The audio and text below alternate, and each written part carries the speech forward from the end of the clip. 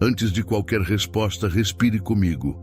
Inspire pelo nariz, conte até 4. Solte devagar. Permita que o corpo chegue. Ombros descem, mandíbula amolece, o coração encontra um ritmo mais estável. Talvez você tenha vivido dias de ruído, decisões pesadas, promessas que não cumpriram o que disseram. Eu te vejo. Eu sei como é desejar um norte que não dependa do humor do mundo. Este encontro se chama A Verdadeira História do Rei Salomão. Mas mais do que ouro e fama, nós vamos tocar no que sustenta um reino por dentro. Escolhas. Escolhas que ninguém aplaude.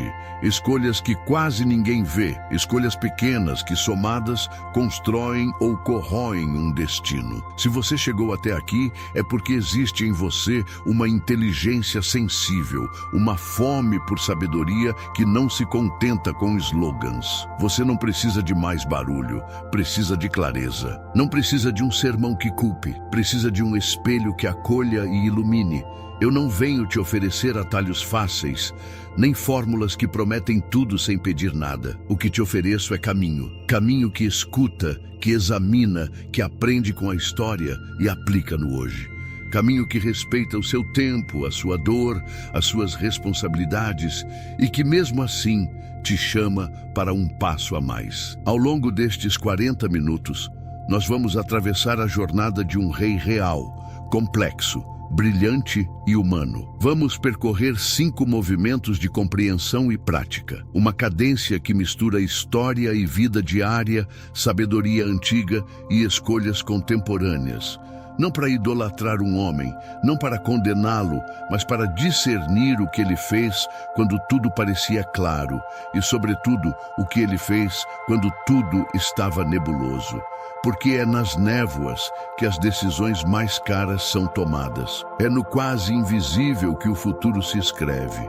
E o que interessa, no fim, é o que você poderá fazer ainda hoje, quando este vídeo terminar e a realidade pedir a sua resposta. Eu quero que você sinta segurança aqui. Segurança para olhar para dentro sem se punir. Segurança para olhar para fora sem ingenuidade. A espiritualidade que nos guia nesta conversa é prática, aterrada, cotidiana. É sobre o pão de amanhã, a conversa difícil da semana, a planilha que você evita abrir, o perdão que custa, o limite que protege. E ao mesmo tempo, nós honramos o mistério, o sagrado que visita o humano, a sabedoria que não cabe inteira em números. O coração e a cabeça caminham juntos. O espírito inspira, o cérebro organiza. Talvez você esteja se perguntando se sabedoria é dom raro, reservado a poucos. Eu quero te lembrar de algo simples e profundo. Sabedoria é prioridade, é treino, é foco. Quando você respira e reduz o volume interno, sua amígdala, esse alarme emocional, se acalma e o córtex pré-frontal, esse maestro das decisões, volta a reger com mais nitidez. Quando você dá nome ao que sente, o corpo desacelera. Quando você pergunta com sinceridade, o ruído perde força. A neurociência chama isso de regulação. A tradição chama de discernimento. Nomes diferentes para o mesmo gesto. Voltar ao centro antes de escolher. Nós vamos falar de alicerces que ninguém vê e de palácios que todo mundo comenta. Vamos falar de pedidos feitos no silêncio da noite e de decisões que revelam intenções. Vamos falar de construção, de custo, de brilho que pesa. Vamos falar de sutilezas que, ignoradas, racham o que parecia inabalável. E faremos isso com firmeza e compaixão. Com firmeza, porque verdade que evita a dor futura é cuidado. Com compaixão, porque todo aprendizado passa por territórios delicados da alma. Não há espaço aqui para humilhação, mas haverá espaço para honestidade. Eu te convido a um gesto simples agora. Pegue um caderno, qualquer folha serve, e escreva a primeira coisa que precisa de luz na sua vida hoje. Uma decisão adiada, um relacionamento em tensão, um vício silencioso de adiar o que importa, um projeto que pede coragem. Escreva sem tentar resolver. Escreva só para dar nome. Nomear é o primeiro ato de governar a si mesmo. Enquanto escreve, perceba seu corpo novamente. Perceba as mãos apoiadas, a respiração menos alta, o peso sobre a cadeira. Você não está sozinho, você está mais presente. E presença muda tudo. Talvez você carregue culpas antigas, culpas que não produziram mudança, apenas desgaste. Eu não vou reforçar essas correntes. Eu vou te oferecer chaves, e chaves abrem portas. Portas internas primeiro, depois as externas. Há uma quietude que prepara a coragem. Há uma gentileza que sustenta a firmeza. À medida que a mente se aquieta e o coração se alinha, o que era confusão começa a se organizar em passos. Passos pequenos, porém certos. Pequenos, porém consistentes. Pequenos, porém cumulativos. É assim que se constrói sabedoria. Um tijolo discreto de cada vez. A verdadeira história do rei Salomão não é um conto distante, é um espelho. É um espelho que reflete tanto a grandeza possível quanto as concessões que a ameaçam. Não importa onde você esteja, existe um próximo passo de lucidez ao seu alcance. Existe um teste simples que revela intenções. Existe um cálculo honesto que mostra o custo real de um projeto bonito. Existe um limite claro que protege o que você ama. E tudo isso cabe na sua rotina. Começa no seu quarto, na sua mesa, no seu jeito de responder a um convite, de dizer sim, de dizer não. A partir daqui nós vamos descer um degrau por vez, com calma e precisão. Você não precisa decorar nada, precisa apenas estar inteiro. Eu conduzo, você respira, eu guio, você observa, eu proponho, você experimenta. Repetição estratégica será nossa aliada. Voltar ao essencial, repetir o que importa, lembrar o que sustenta. A cada passagem, você vai perceber o mesmo ponto por ângulos novos, até que ele faça sentido no corpo e na agenda, e não apenas na cabeça. É assim que a sabedoria troca de lugar, sai do discurso e entra no cotidiano. Então, respire mais uma vez. Sinta a coluna um pouco mais ereta, o olhar um pouco mais leve. Você está pronto. Nós estamos prontos. A verdadeira história do rei Salomão começa agora. Não para ser admirada à distância, mas para ser vivida em você. Quando a história encontra o seu coração, ela deixa de ser passado e vira escolha. E é a sua escolha, feita no silêncio de hoje, que abre o caminho de amanhã. Vamos em frente. Há um tipo de cansaço que não se resolve com feriado, um tipo de vazio que não se preenche com distrações. Quem chega a verdadeira história do rei Salomão costuma carregar esse silêncio no peito. Perguntas antigas, escolhas que custam, uma vontade limpa de viver com mais lucidez. Este é um espaço seguro para essa maturidade. Aqui, ninguém será diminuído por não saber. Ninguém será exaltado por saber demais. A busca é honrada. A dor é reconhecida, a complexidade é tratada com respeito. O caminho que se abre é de clareza serena, menos ruído, mais sentido, menos pressa, mais verdade, menos cenografia, mais fundamento. A espiritualidade que nos guia é prática e respirável, tecida no cotidiano e conversa diretamente com o que a neurociência emocional já descreve com precisão. Quando o ambiente interno sinaliza segurança, a amígdala reduz a vigilância e a atenção volta a se concentrar no que importa. Quando a experiência é nomeada com honestidade, o corpo desacelera e o pensamento reorganiza prioridades. Palavras ponderadas, pausas generosas e imagens claras criam esse terreno fértil onde decisão não nasce da urgência, mas do discernimento. É um encontro entre o invisível que sustenta e o visível que se constrói, entre fé que orienta e razão que calcula. A jornada será conduzida em 5 movimentos que iluminam o mesmo eixo por ângulos diferentes, mantendo a integridade dos temas que nos trouxeram até aqui. Entre a coroa e o berço, a ascensão em meio a rachaduras. Gibeon, o pedido que define destinos. a espada que não cortou, o método salomônico de decisão, templo, comércio e impostos, o preço do brilho. Quando o coração se divide, o reino também. Não se trata de um desfile de fatos, mas de um diálogo vivo, com escolhas que geram consequências, com estruturas internas que sustentam ou cedem, com valores que, postos à prova, revelam seu verdadeiro peso, a firmeza e a compaixão neste percurso. Firmeza para encarar as verdades que libertam do auto-engano, compaixão para acolher a parte de nós que ainda aprende a sustentar o bem que deseja, sem culpa paralisante, sem euforia vazia, apenas a dignidade de quem decide crescer com responsabilidade. A partir desta base, a história deixa de ser uma vitrine distante e passa a ser lente, mapa e espelho. O coração encontra linguagem, a mente encontra método e o futuro encontra um lugar mais sólido para pousar. O cenário começa em um reino que amadurece e range. Davi envelhece, promessas e projetos se acumulam. Alianças precisam ser revisitadas. A casa real carrega brilhos e rachaduras, como toda casa antiga que sustenta memórias e batalhas.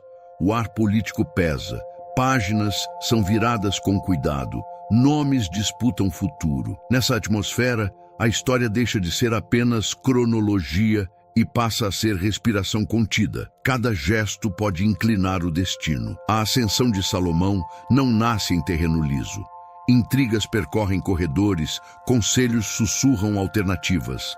A linha entre devoção e estratégia fica mais fina. O coração jovem que recebe a coroa carrega dívidas de passado e expectativas de amanhã. Há amor por Deus, há amor pelo povo, há o peso discreto de manter unidas tribos diversas. E sempre a urgência silenciosa de responder com sabedoria onde o rumor pede pressa. Em Gibeon, o silêncio noturno oferece lugar para um pedido que revela prioridade. Não riqueza, não fama, não vingança, discernimento. A palavra pousa como lâmina coberta, sem exibir vaidade. A promessa divina reconhece esse centro. Já que o que se busca é sabedoria, haverá também aquilo que os homens chamam de grandeza. O eixo se revela. Primeiro, saber governar o próprio coração. Depois, governar o que os olhos alcançam. O templo se ergue como símbolo e como prática. Beleza que ensina ordem, ordem que protege beleza, madeira que viaja, pedra que se encaixa, ofício que se honra, contrato que se cumpre. Prosperidade floresce, comércio se expande, o nome de Salomão atravessa fronteiras. Mas toda luz projeta sombra, tributos cobram presença, trabalho pede fôlego, alianças exigem vigilância. Quanto mais alto, mais preciso é o cálculo do custo invisível. No fim do arco, fissuras internas encontram caminhos. Afetos políticos confundem lealdade espiritual. Favores apertam convicções. A devoção perde nitidez. E a história começa a mostrar o preço de concessões pequenas e contínuas. Não há queda em um único dia.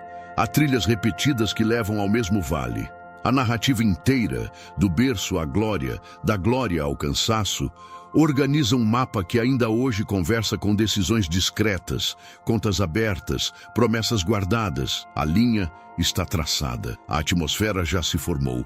O ouvido reconhece as tensões e as promessas. O primeiro movimento emerge do silêncio com a força de quem encara raízes antes de erguer paredes. Entre a coroa e o berço, a ascensão em meio a rachaduras. A história começa onde as vozes baixam e os corredores se alongam. O reino respira com certa pressa, como quem teme perder o compasso.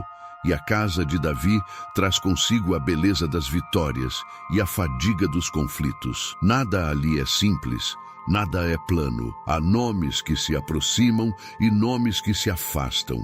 Há juramentos, há memórias, há feridas que aprenderam a conviver com o tecido do dia a dia. Nesse caldo de intenções cruzadas, Salomão aparece não como um herói pronto, mas como alguém que precisa aprender a ouvir o que não se diz. A grandeza, desde cedo, é menos sobre brilhar e mais sobre perceber. Perceber onde o solo cede, onde a parede canta, onde a rachadura ainda é sombra, mas já pede cimento silencioso. O retrato romântico do príncipe que simplesmente herda uma cadeira não dá conta do peso que a cadeira cobra. Em uma monarquia em transição, cada olhar carrega um cálculo, cada silêncio, uma leitura.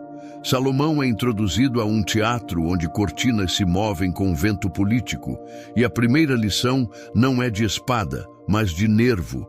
Ao invés de conquistar território, ele precisa conquistar estabilidade. Ao invés de celebrar a coroa, precisa decifrar o que a coroa esconde. É uma alfabetização sutil.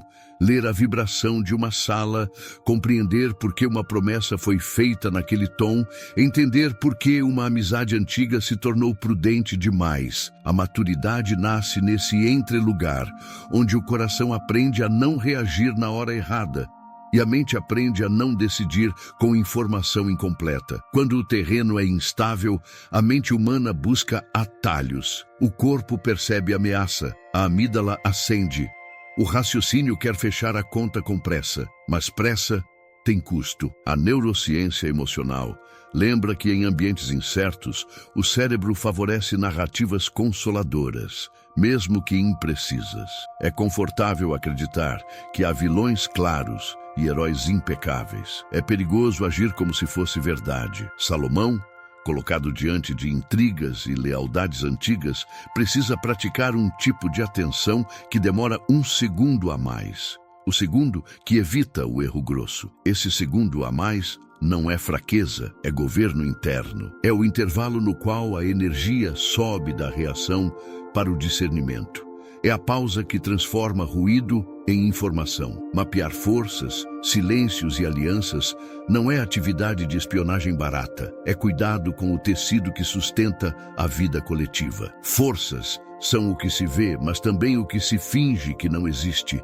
A influência que se anuncia com trombetas e a influência que se comunica com sobrancelhas. Silêncios, por sua vez, dizem muito. Quem antes falava e passou a calar, sinaliza. Quem nunca opina e agora deseja proximidade, sinaliza. E alianças. Alianças são pontes que podem sustentar ou desabar ao peso de um inverno. Entender quem está unido por interesse, por honra ou por medo, muda a forma de pisar. Não é desconfiança crônica, é lucidez suave. Uma lucidez que protege sem endurecer, que observa sem acusar, que reconhece que cada rosto traz um mundo de motivações. A imagem da casa rachada não é metáfora dramática, é um diagnóstico técnico. Uma estrutura pode camuflar falhas por muito tempo, até que a vibração certa, a chuva certa, a carga certa, exponha o que sempre esteve ali. Na vida pública e privada, o mesmo. Fissuras discretas se insinuam em acordos confusos, em promessas que ninguém consegue repetir do mesmo jeito, em dívidas emocionais que foram empurradas para depois. O perigo não é a rachadura em si, é o hábito de mobiliar o palácio como se ela não existisse. A sabedoria de Salomão aqui se anuncia na disposição de olhar para baixo antes de olhar para cima, de perguntar pela fundação antes de perguntar pelo lustre, de dar valor ao invisível que impede o visível de cair. Nada disso acontece sem tensão interna. O desejo de provar valor bate à porta, o impulso de agradar tribos e pacificar impasses oferece saídas rápidas. A vaidade sussurra que decisões vistosas compram tempo, mas decisões vistosas sem cálculo vão cobrar com juros. O coração que governa com serenidade aprende a diferenciação delicada entre apaziguar e pacificar. Apaziguar compra silêncio temporário. Pacificar constrói confiança gradual. O primeiro espalha perfume em paredes úmidas. O segundo troca tijolos com paciência. E porque o humano é humano, haverá dias em que o próprio governante precisa reconhecer que exagerou na tinta ou que ignorou um estalo na viga. O que o torna sábio não é a ausência de falhas, mas a velocidade com que reconduz o eixo ao lugar certo. A sucessão de Davi traz à superfície um mosaico de lealdades e disputas que não cabem em caricaturas. Salomão transita por esse mosaico como quem aprende a escutar com o corpo inteiro. A posição de cada peça importa não apenas pelo poder que representa, mas pela história que carrega. Histórias contam, feridas contam, promessas antigas contam. A compreensão dessa espessura histórica impede tanto a ingenuidade quanto o cinismo. Sem ingenuidade, porque ninguém é apenas o que declara. Sem cinismo, porque todos carregam possibilidades de honrar o que não parecia possível. É nessa combinação que a autoridade encontra o tom justo. Firme no princípio, delicada na abordagem. Ao pensar a liderança num chão que treme, é fácil imaginar que tudo é cálculo político. Porém, a sustentação mais profunda vem do lugar onde intenção e método se encontram. Intenção que se pergunta a quem se serve de verdade. Método que se pergunta se a forma é coerente com o propósito. Quando intenção e método se alinham, a mente descansa e enxerga melhor. Quando se desencontram, a mente se defende e enxerga menos. O primeiro capítulo da jornada de Salomão caminha nessa costura, a cura das rachaduras íntimas do governante e a leitura honesta das rachaduras externas do reino. Um sem o outro vira moralismo ou tecnicismo. Juntos, viram governo. Ao final desse movimento, a paisagem se torna mais nítida. O reino continua complexo. As pessoas continuam humanas. As paredes continuam pedindo manutenção, mas o coração está menos reativo. A percepção está mais refinada e o próximo passo deixa de ser espalhar brilho e passa a ser escolher com exatidão o que realmente importa. A casa não desaba quando a atenção se volta para o que sustenta. A grandeza não se perde quando prefere alicerces a vitrais. O brilho, quando chega, encontra a base que suporta o peso. E é nesse terreno menos ruidoso, mais estável, que a noite de Gibeon desponta como um segundo começo. Não de ostentação, mas de prioridade. A cena é noturna, silenciosa, quase suspensa no ar. Há momentos em que o mundo parece pedir brilho, mas o coração pede eixo. Gibeon guarda essa delicadeza. No centro da expectativa, o pedido não se curva à vaidade. Não é fama, não é longevidade, não é vingança. É discernimento. Discernimento para nomear o que confunde, para pesar o que reluz, para enxergar o que a pressa apaga. A grandeza, aqui, não começa com aplauso, começa com prioridade. Começa quando o desejo é reordenado.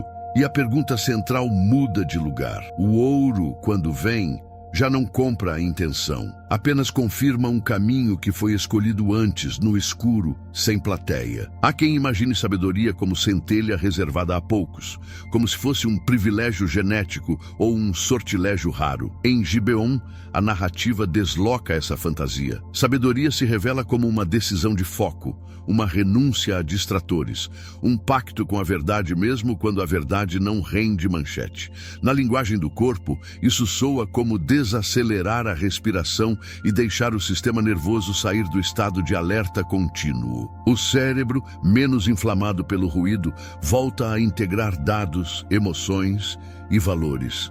Nada mágico, nada espetaculoso, apenas o retorno ao centro, onde escolhas ficam mais nítidas do que narrativas. A lâmpada acende não porque o teto mudou, mas porque alguém tocou o interruptor certo. O pedido por discernimento carrega um custo que nem sempre é confortável. Ver com mais clareza, sentir com mais fineza, pensar com mais profundidade, tudo isso expõe incoerências e convida a ajustes. A sabedoria que chega também pede espaço, pede rearranjos, pede honestidade.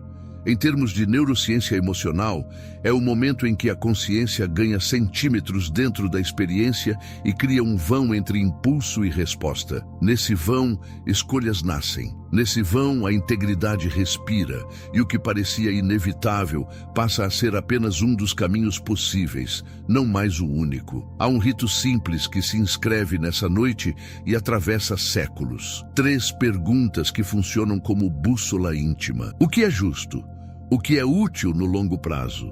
O que preserva meu coração? Justo fala de alinhamento com princípios que não se vendem. Útil no longo prazo afasta o fascínio da solução que brilha hoje e sangra amanhã. Preservar o coração protege a fonte da decisão para que ela não se contamine de cinismo ou desespero. Quando essas 3 frases se tornam hábito, elas fazem o que a boa arquitetura faz. Criam vãos livres por onde o ar circula e a luz entra. Repetidas com sinceridade, elas ordenam o dia por dentro, como quem abre janelas antes de arrumar a casa. A chave mestra não obriga portas, ela as revela. O que se abre diante de um pedido como o de Gibeon não é uma passarela sem obstáculos, mas um modo diferente de caminhar entre eles. A mente, afinada pela clareza moral, detecta atalhos que custam caro e caminhos discretos que sustentam o que importa. As oportunidades deixam de ser todas iguais. Os riscos deixam de ser todos ameaçadores. Há ouro que pesa menos do que a consciência. Há aplauso que custa mais caro do que a paz. A chave, uma vez no bolso, muda a maneira de tocar a maçaneta. A pergunta não é posso, é convém, não é eu ganho, é eu permaneço. Gibeon também insere uma delicada ética do pedir. Pedir não como lista de desejos, mas como alinhamento de intenções. Quando o centro é sabedoria, o resto encontra lugar. Há recursos que chegam porque já têm propósito. Há reconhecimentos que não entortam a espinha. Há parcerias que se firmam por afinidade de valores. A consciência, nesse ponto, reconhece a diferença entre prosperar e aparecer. Uma estrutura prospera quando cresce por dentro antes de crescer por fora. Um nome aparece quando o barulho o empurra para cima sem base equivalente. A sabedoria escolhe a primeira via, mesmo que a segunda acene com resultados imediatos. Existe um aspecto afetivo nessa trama que merece luz. Pedir discernimento também é confessar limite. É admitir que nem toda emoção é sinal, que nem toda vontade é direção, que nem toda necessidade pede solução agora. Essa humildade estabiliza. Quando o eu não precisa provar o tempo todo, ele ouve melhor. Quando não precisa vencer toda discussão, ele investiga mais fundo. Quando não precisa esgotar-se para ser visto, ele encontra a medida certa do esforço. E nada disso é resignação. É soberania íntima. É a soberania de quem governa o próprio território interno para então tocar, com competência e bondade, o território que está nas mãos. No plano do cotidiano, a textura de Gibeon pode estar em gestos discretos. Manhãs que começam com 1 minuto de silêncio antes das telas, conversas que dão lugar a perguntas limpas em vez de defesas automáticas, decisões que reconhecem o longo prazo como parte da conta e não como detalhe distante. O corpo percebe o benefício, o batimento regular, a musculatura do rosto menos crispada, a atenção mais estável. A mente percebe o benefício, menos regressões emocionais, mais linguagem para o que antes era apenas sensação confusa, mais critério para dizer sim e não. O espírito percebe o benefício, reverência, gratidão, uma alegria que não depende do cenário. No campo das relações, a sabedoria de Gibeon reorganiza vínculos, aproxima quem sustenta propósito, afasta o que apenas seduz a agenda. O amor fica menos ansioso, a amizade menos performática, a lealdade menos ruidosa. Os limites ganham contorno, não por dureza, mas por cuidado. Escolhas passam a ser comunicadas com mansidão e firmeza, e a autoridade ganha densidade sem precisar aumentar o volume. Nesse ambiente, erros perdem a função de humilhar e retomam a função de ensinar. E isso, ainda que simples, é revolucionário.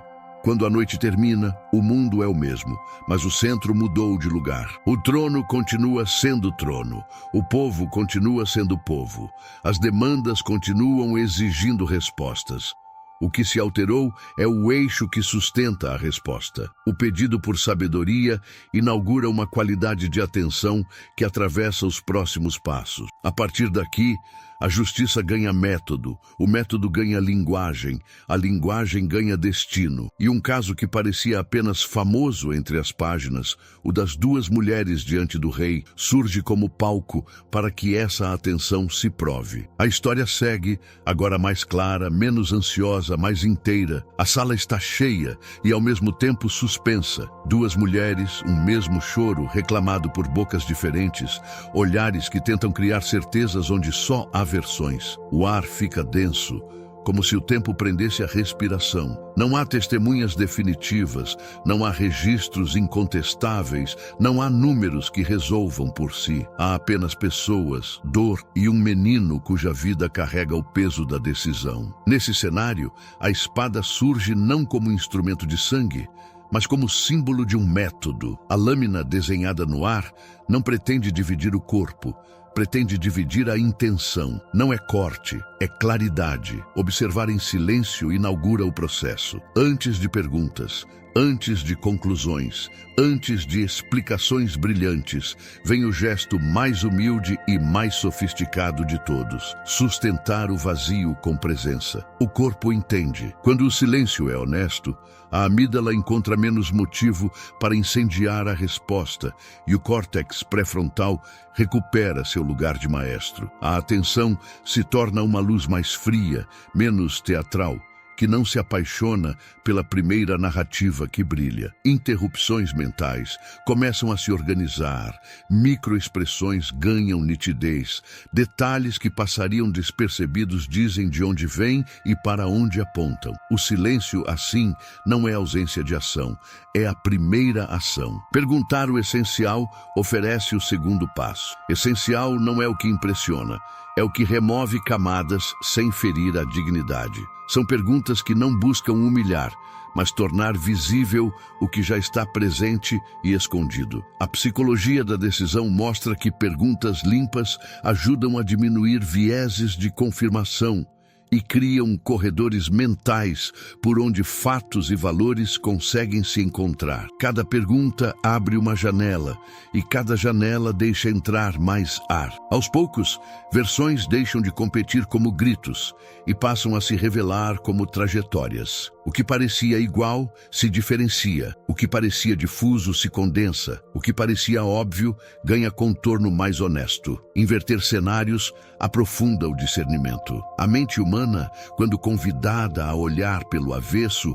ativa circuitos de previsão e testa, sem sangue, os custos morais e materiais de cada caminho. Foi o que a cena clássica tornou inesquecível. Ao propor um resultado intolerável, a decisão expôs o que importava para cada coração. Não se trata de manipulação, e sim de um experimento ético que ilumina prioridades internas. Quem tem amor verdadeiro recua diante do risco que ameaça a vida. Quem tem apenas posse insiste no troféu, mesmo que custe o essencial. A neurociência chama de sinal de valor e perda. A tradição chama de intenção, nomes diferentes para a mesma revelação. Pronunciar com responsabilidade encerra o processo com o peso certo. A decisão sábia não se embriaga de razão nem de poder. Ela honra a verdade encontrada sem transformar ninguém em espetáculo. A forma aqui é tão ética quanto o conteúdo. Palavras, tom e tempo importam.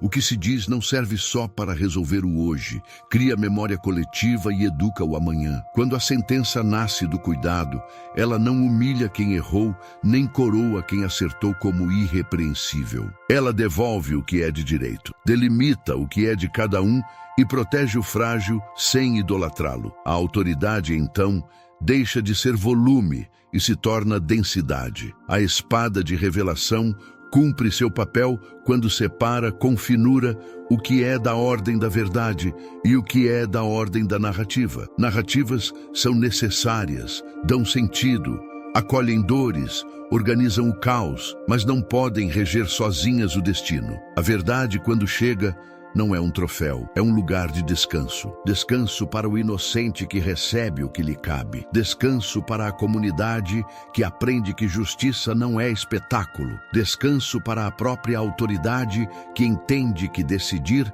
não é encenar onisciência, é sustentar processo. Nesse método, algo discreto e grandioso acontece com o coração humano.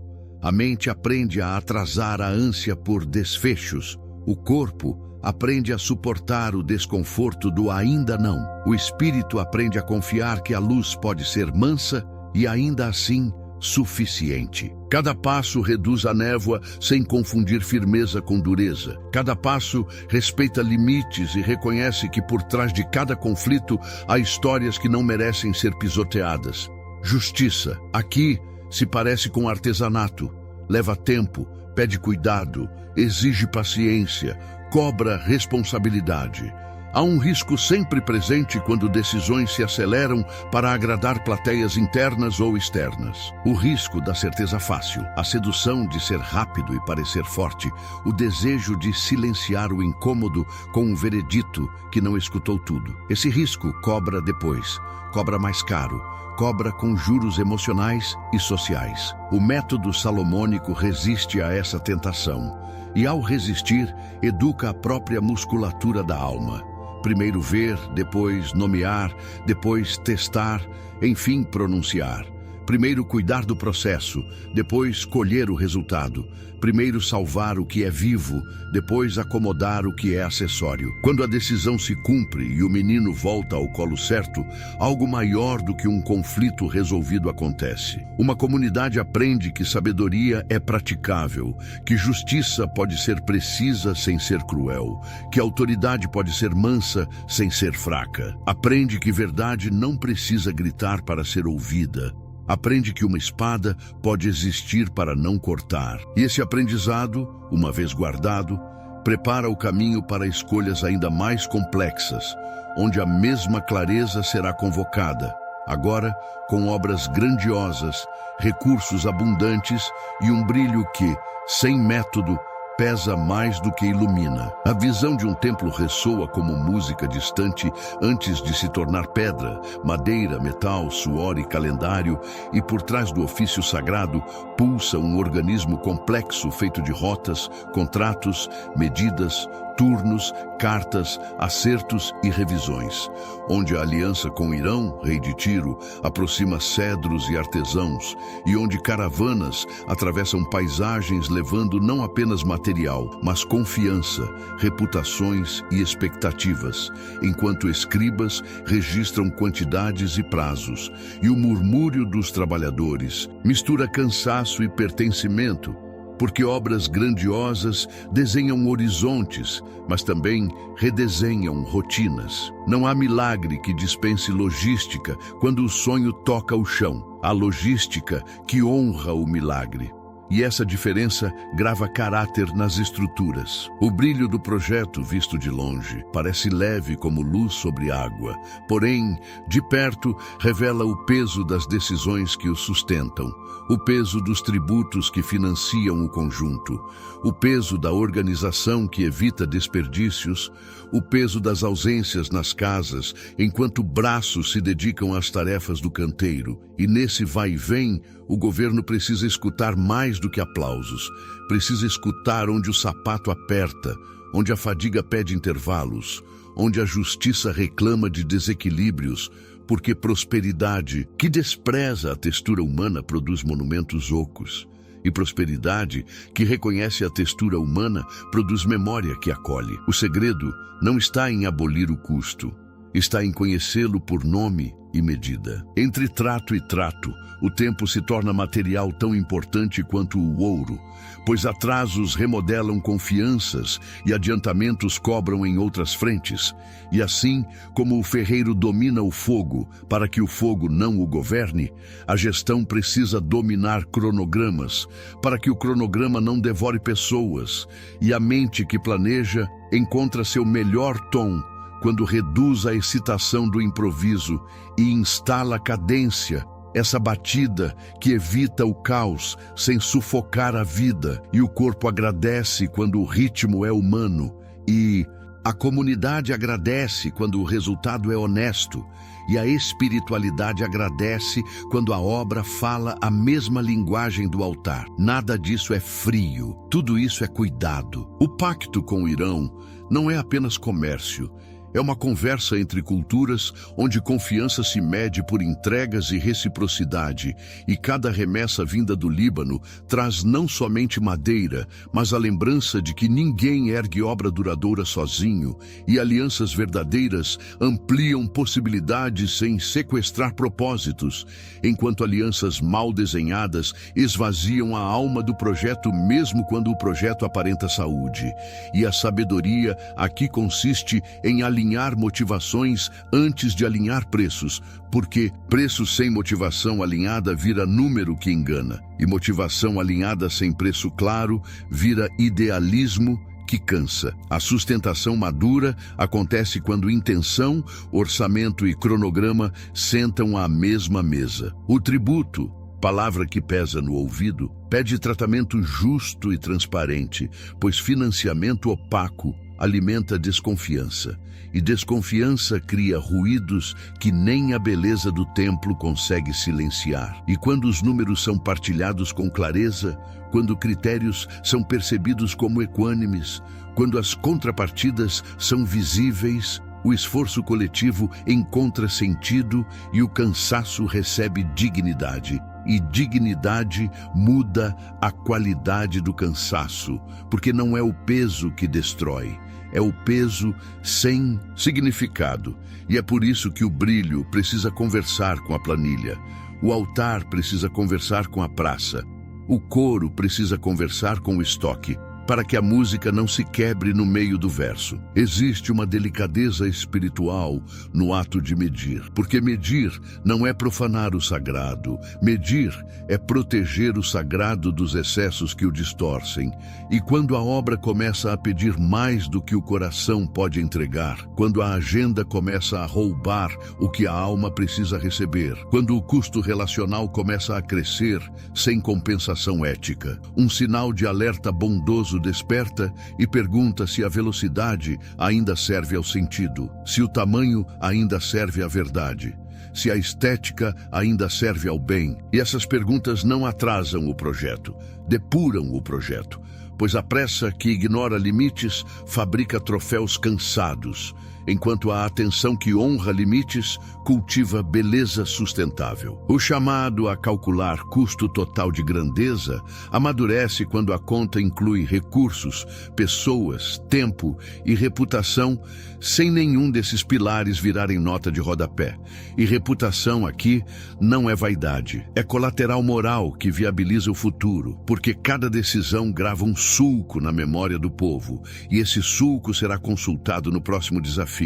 E tempo aqui não é apenas calendário, é fôlego, é infância que precisa de presença, é velhice que precisa de cuidado, é amizade que precisa de palavra. E pessoas aqui não são números, são nomes e histórias. E recursos aqui não são apenas moedas, são ferramentas que conversam com vocações. Quando cada coluna recebe a luz que merece, a estrutura inteira respira melhor. A metáfora do ouro que pesa atravessa a cena como lembrança de que toda luz projeta sombra e toda conquista pede guarda. E o ouro pesa quando se torna critério de valor, quando o brilho ofusca a justiça, quando o aplauso ocupa o lugar da consciência, e o ouro ilumina quando serve a algo maior, quando se submete ao bem, quando não compra silêncio nem vende princípios. E essa distinção simples exige vigilância contínua, a vigilância das pequenas escolhas que ajustam o prumo e evitam aquela deriva suave que só é percebida quando a maré já levou para longe. E a vigilância aqui não é paranoia, é zelo. É cuidado que protege sem endurecer. No íntimo do governante e no íntimo de quem participa da obra, A neurociência emocional descreve um fenômeno discreto e determinante chamado fadiga de decisão, que aumenta quando o ambiente exige respostas constantes sem rituais de recuperação. E quando a fadiga cresce, cresce também a tentação dos atalhos, a tolerância a desvios, a justificativa para meios que não conversam com os fins.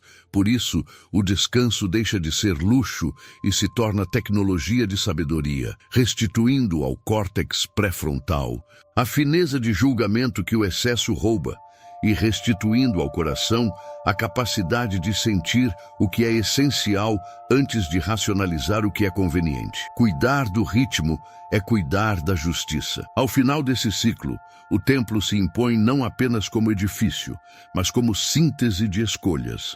E cada pedra assentada conta a história de um orçamento que fez sentido, de uma aliança que honrou valores, de um prazo que respeitou limites, de um brilho que não abafou vozes. E quando a construção fala essa língua, a cidade aprende uma gramática, a gramática que ensina que grandeza sem gestão se desfaz e que gestão sem grandeza se esvazia. E é nesse ponto de maturidade que o reino se vê forte bastante para encarar a próxima travessia, porque toda luz convida a novas sombras e toda conquista chama novas tentações.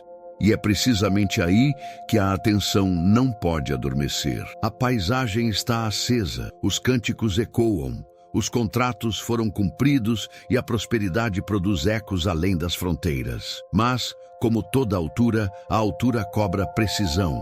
E a história que parecia resolvida prepara um capítulo de nuances onde afetos políticos, seduções discretas e concessões mínimas começam a redesenhar contornos, e o mapa que até aqui foi desenhado com traço firme pede agora ainda mais finura, pois quando o coração se divide, o reino também, não em um estrondo, mas em ruídos, quase inaudíveis, que repetidos alteram o destino.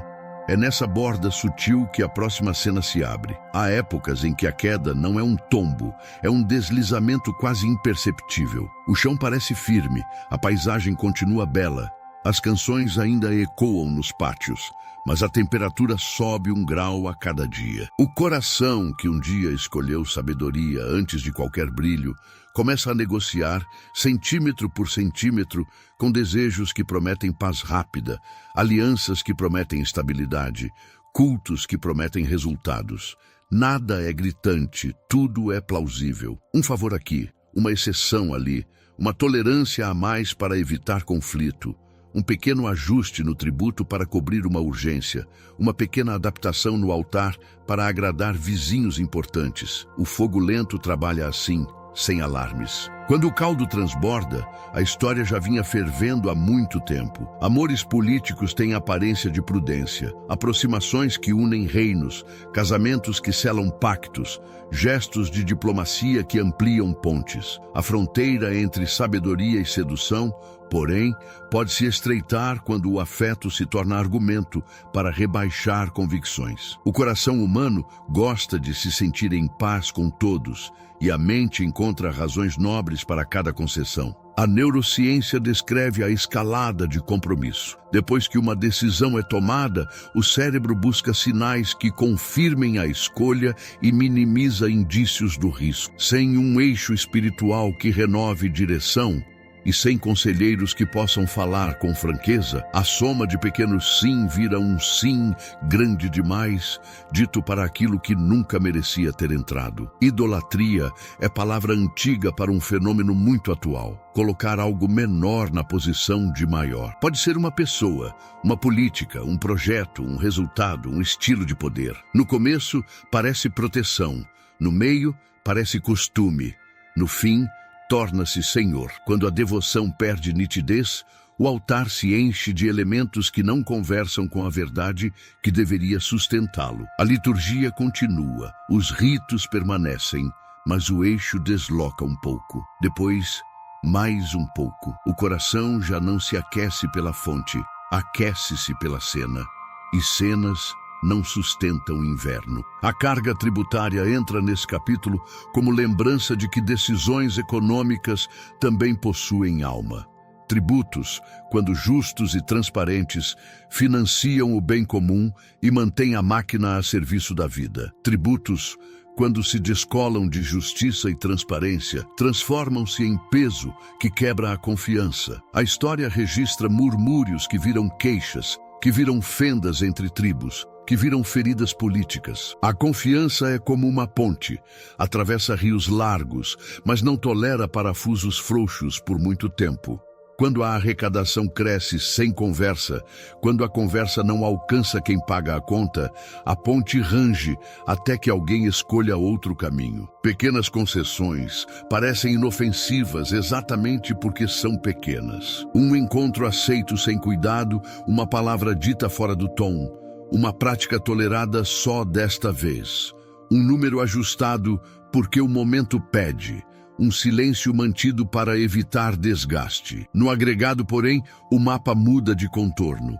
O corpo até percebe sinais: tensão no maxilar, sono que não repousa, irritabilidade que não tinha lugar, pressa onde antes havia serenidade. A mente justifica a pressa com eficiência, o coração chama a ansiedade de zelo, a consciência vai ficando para depois. Quando o depois chega, o padrão já fez casa. Os 3 limites não negociáveis aparecem como raízes que impedem a árvore de tombar. Devoção não é cenário, é fonte. Sem essa água, a sede tenta se saciar em qualquer poço que prometa alívio, e poços rasos secam cedo. Integridade financeira não é detalhe administrativo, é uma forma de verdade aplicada a números.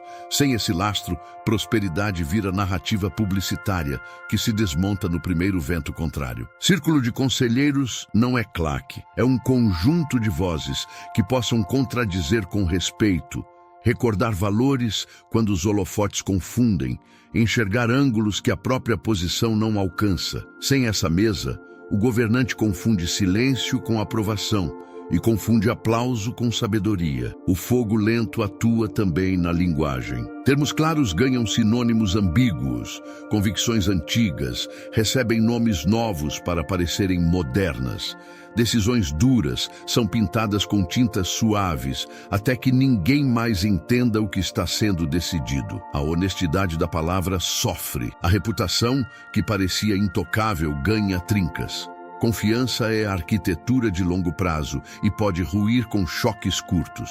O coração divide e, sem perceber, o reino acompanha. Primeiro nos corredores, depois nas mesas, por fim nas praças. O que se partiu dentro busca espelho fora. Nesse atravessar, há um sofrimento que merece compaixão.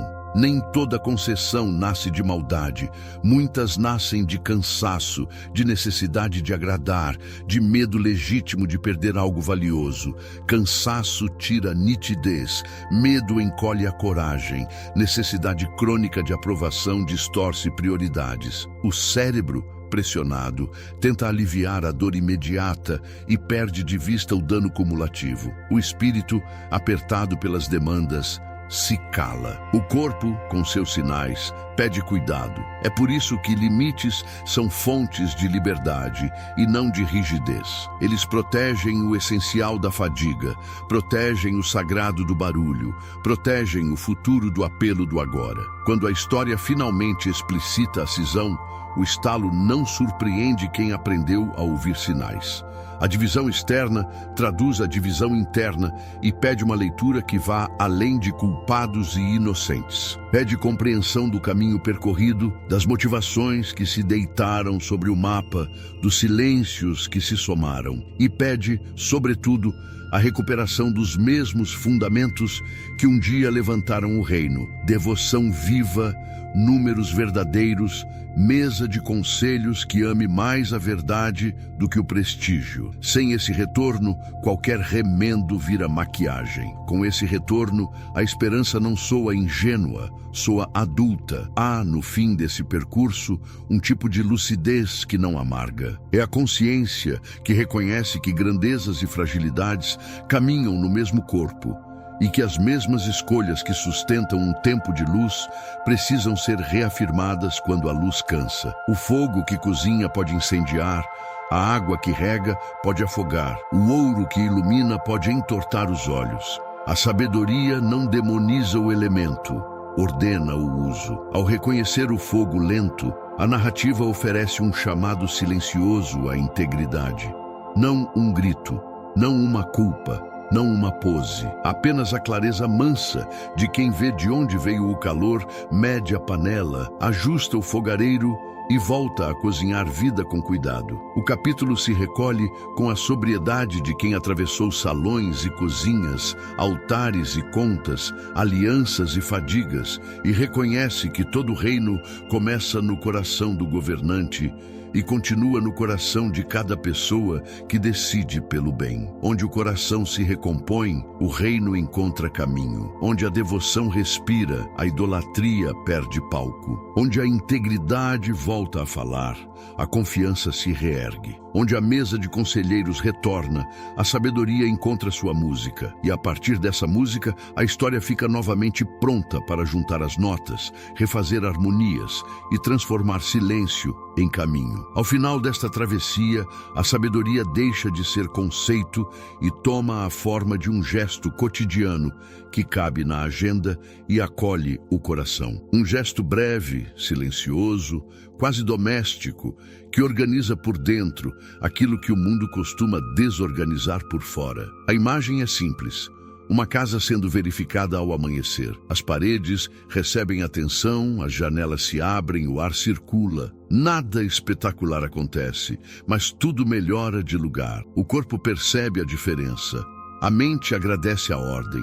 O espírito reconhece a fonte. Em poucos minutos, a vida retoma um eixo que não depende do humor do dia. Nesse mapa íntimo, o primeiro movimento se parece com quem checa alicerces. O olhar recai sobre as rachaduras discretas, não com pânico, mas com honestidade. Relacionamentos ganham nome, promessas são lembradas, acordos implícitos são trazidos à luz. O corpo encontra sinais sutis, uma tensão de mandíbula aqui, uma respiração curta ali, e traduz essas pistas em linguagem clara. O sistema nervoso, notando a presença atenta, reduz a vigilância. A casa interna volta a assentar. O que poderia crescer escondido perde terreno quando recebe nome e data. O segundo movimento ecoa Gibeon e sua prioridade mansa. 3 perguntas surgem como quem acende um abajur em quarto ainda escuro. O que é justo? O que é útil no longo prazo? O que preserva o coração? Elas não cobram desempenho, não exigem prova, apenas iluminam a direção. A mente, convidada a pensar além do instante, reequilibra prazos e desejos, e a emoção, tratada com respeito, deixa de ditar a sentença e passa a oferecer contexto. O córtex pré-frontal retoma a regência.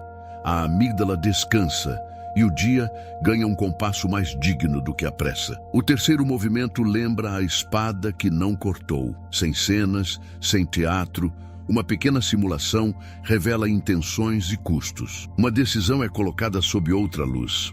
Cenários são invertidos. A perda e o ganho se mostram de ângulos novos. A verdade aparece menos como confronto e mais como clareza. O corpo sente alívio quando percebe que não precisa adivinhar o futuro, apenas testar coerências. A mente agradece a precisão, o coração reconhece prioridades. A lâmina, outra vez, serve para separar o essencial do acessório.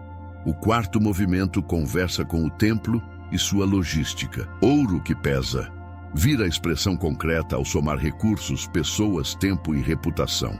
A conta inclui quem sustenta, quem é afetado, quanto fôlego será gasto e que marcas ficam na memória coletiva. Não há dureza nessa soma, há cuidado. A espiritualidade aqui não foge de números. Protege o sagrado do exagero com medidas que honram a vida. Quando a conta fecha no que importa, o brilho não sufoca. A obra não devora, a beleza não se transforma em cobrança injusta. O quinto movimento observa o fogo lento. Limites ganham contorno antes que a fervura transborde. Devoção se confirma como fonte e não como cenário. Integridade financeira se reafirma como linguagem da verdade nos números. O círculo de conselheiros volta a ocupar a mesa com franqueza respeitosa. Pequenas concessões, quando percebidas, não recebem bronca nem justificativa, recebem ar e ajuste. A temperatura baixa 1 grau, a panela continua útil, a cozinha preserva o aroma do que vale a pena. Ao encadear esses movimentos, algo silencioso e robusto acontece. O corpo, menos reativo, sustenta escolhas com mais serenidade. A mente, menos capturada por narrativas imediatistas, enxerga o longo prazo como parte do agora. O espírito, mais nutrido, encontra delicadeza para permanecer firme sem se tornar duro. A repetição cria sulcos de paz, e paz não é passividade. É terreno estável para decisões corajosas. O que nasceu como reflexão se torna hábito. E hábito, quando bem escolhido, vira arquitetura invisível de futuro. A verdadeira história do rei Salomão, assim, deixa de ser memória distante e se transforma em modo de existir, discreto, respirável, humano. Quando o dia encontra essa cadência, o próximo passo se anuncia com menos ruído e mais verdade, preparando o fechamento desta jornada com a mesma sobriedade com que foi aberta. No fim desta jornada, algo silencioso muda de lugar. A verdadeira história do rei Salomão deixa de ser uma narrativa sobre um trono distante e se revela como um mapa de decisões discretas, como um artesanato de atenção que sustenta a vida por dentro. A imagem que fica é simples e exigente ao mesmo tempo. Onde o coração encontra eixo, o reino encontra caminho. Quando a presença retorna ao corpo, a respiração encontra cadência, a mente volta a organizar o essencial e o espírito recupera a fonte. O que parecia apenas brilho passa a ter peso justo. O que parecia apenas peso começa a iluminar com sentido. Cada capítulo acendeu uma luz diferente sobre o mesmo eixo. O primeiro mostrou que alicerces importam mais do que vitrais e que estabilidade nasce de leitura fina do que não se diz. O segundo revelou a prioridade de Gibeon e sua chave mestra, capaz de abrir portas sem alardes, simplesmente por alinhar intenção e verdade. O terceiro apresentou a espada que não corta, um método que transforma ruído em clareza sem ferir pessoas. O quarto demonstrou que grandeza sem gestão se desmancha e que gestão sem grandeza se esvazia, convidando números e beleza a falarem a mesma língua. O quinto expôs o fogo lento das concessões mínimas, lembrando que quedas raramente são acidentes e que limites são raízes, não grades. A travessia também deixou rastros no terreno do corpo e da mente. A neurociência emocional, quando se encontra com a espiritualidade prática, devolve ao cotidiano um repertório de estabilidade, menos reatividade, mais discernimento, menos urgência de plateia, mais coerência íntima. O córtex pré-frontal recupera seu lugar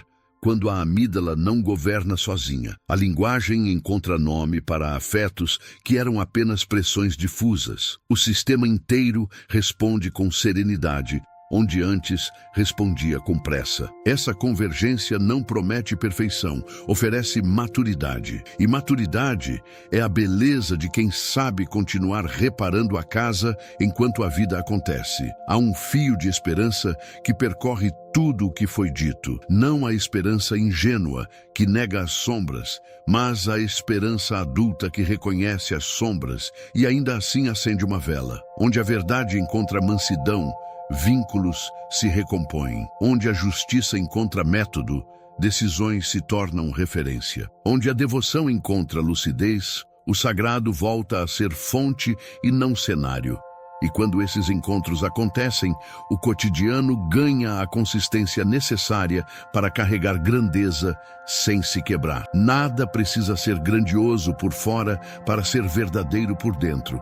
e nada que é verdadeiro por dentro permanece pequeno por muito tempo. O caminho que se abre após o último ponto não exige espetáculo. Basta a continuidade do que já nasceu aqui, atenção que não cede à pressa, perguntas que sustentam o longo prazo, testes que revelam a intenção real, contas que honram pessoas, limites que preservam o que é sagrado. A história permanece disponível como lente, como espelho e como música de fundo, pronta para tocar sempre que a mente esquecer o compasso. Quando o íntimo se alinha, o futuro encontra pouso, e nesse pouso, a grandeza deixa de ser rumor e se torna forma de viver. A verdadeira história do rei Salomão encerra sua narração e continua em silêncio, exatamente onde as escolhas se fazem.